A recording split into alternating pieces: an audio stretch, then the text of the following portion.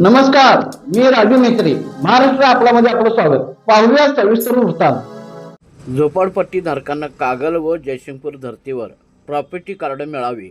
रवी राजपुते. इचलकरंजी शहर हे औद्योगिक शहर आहे. कामाच्या निमित्ताने आसपासच्या राज्यातील लोक वास्तव्यात आहेत.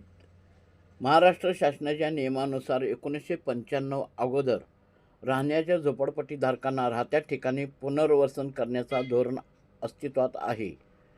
त्याप्रमाणे म्हाडा अंतर्गत झोपडपट्टी पुनर्वसन करीत असताना 1 ते 7 मजली बिल्डिंग करताना झोपडपट्टी धारकांचा विरोध होता व चांगली म्हाडाची योजना होत नाही.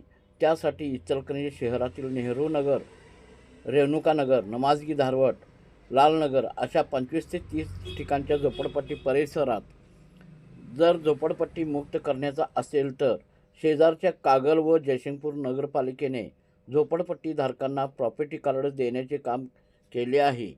कागल व जयसिंगपूर या धर्तीवर आपल्या इचलकरंजी शहरातील झोपडपट्टी मुक्त करण्यासाठी काम सुरू व्हावे. आपण झोपडपट्टी धारकांना प्रॉपर्टी कार्ड दिले तर बैठी घरांचे स्वप्न पंतप्रधान आवास योजनेतून पूर्ण होईल व आमदार राहुल आवाडे यांचे स्वप्न पूर्ण होईल.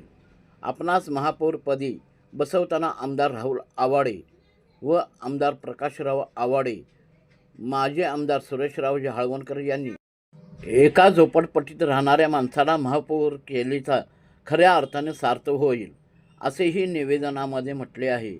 तर या भागातील प्रमुख झोपडपट्टीधारक मोठ्या संख्येने उपस्थित होते.